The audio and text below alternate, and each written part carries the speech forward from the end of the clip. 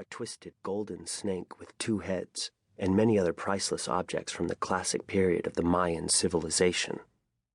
They had found the items in a stone tomb atop the mountain. Even as he fled now, Henry remembered Penelope Ransom being lowered on a rope into the tomb for the first time. Her flashlight's glow had illuminated the subterranean crypt and the giant sarcophagus it held inside. Atop the coffin's carved limestone lid, the most magnificent artifact rested, a 2-foot-tall gold pyramid, topped by a chunk of jade carved into a curled snake with outstretched wings, like a dragon. The sculpture depicted a creature out of legend. Kukulkan, the feathered dragon god of the Maya.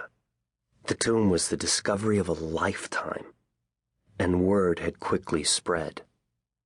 Drawn by the rumors of gold and treasure, the bandits had attacked 2 hours ago as the sun sank. Under the cover of twilight, the archaeological camp had been quickly subdued by rifles, machetes, and barked threats. When the attack had first started, Henry had rushed to the Ransom's tent, only to find it empty. He didn't know what had happened to Penelope and Richard. He still didn't. All he knew was he had to get the package to safety. The Ransoms had left specific instructions. He risked another glance up. He could no longer see the flames from the burning camp. The attackers had torched the entire site, even blowing up the petrol tank to the generator. The crack of a rifle shot echoed down from the summit. Startled, Henry flinched, and his left boot heel slipped.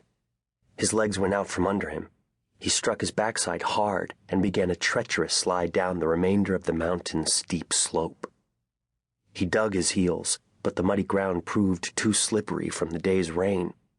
Wet palm fronds slapped his face, and half-buried rocks pounded his spine.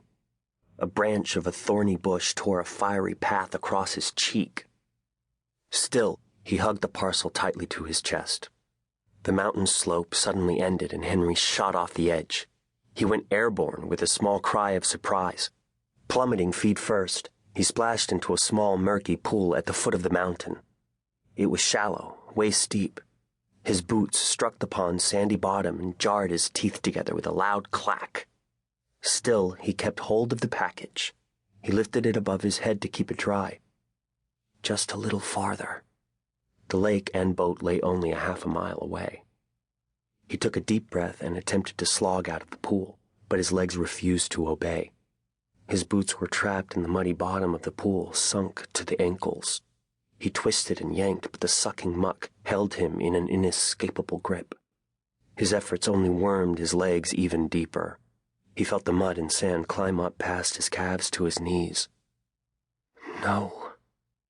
The level of the water quickly rose up his chest. The chill of the pool sank to his bones. He knew the danger he had fallen into. Quicksand. He clutched the package above his head. What to do? Tears of frustration and fear misted his sight. In that moment, the rational part of his brain dropped away, replaced by raw terror. Henry stared up at the cursed mountain. Montaña de Huesos, the mountain of bones. And now his bones would join all the others. He had failed the Ransoms.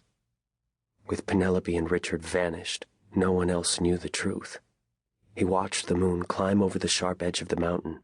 He shivered at the sight, and even this small motion hurried his descent into the quicksand. Mud climbed to his waist, the water to his neck. The secret would die with him.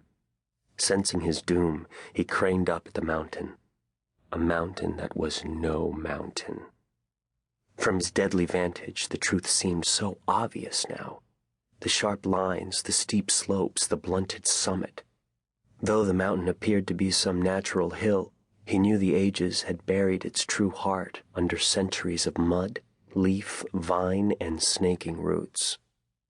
In his mind's eye, Henry peeled and stripped the piles and tangles away to reveal the hidden heart. He pictured the 4 sides, the 9 giant steps, and the flat summit thrust up toward the rising sun. A Mayan pyramid.